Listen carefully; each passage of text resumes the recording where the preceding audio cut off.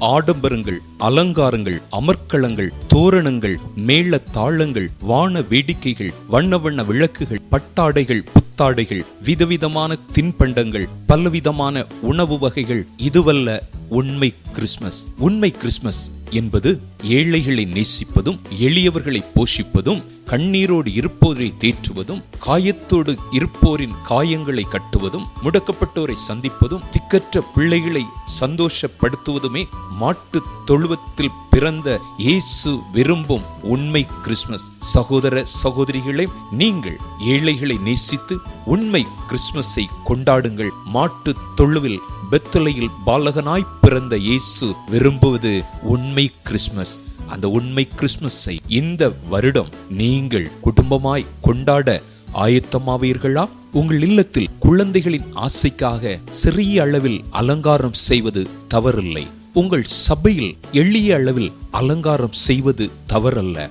வீணான ஆடம்பரங்கள் மாட்டு தொழுவத்தில் பிறந்த இயேசு ஒருபோதும் விரும்புவதில்லை. இந்த வருடம் நீங்கள் உண்மை கிறிஸ்மஸை உன்னதமாய் கொண்டாடுங்கள். ஏழைகளை, எளியவர்களை, அனாதைகளை, திக்கற்றோரை, ஆதரவற்றோரை அணைத்திடுங்கள். உண்மை கிறிஸ்மஸை கொண்டாடி மகிழுங்கள்.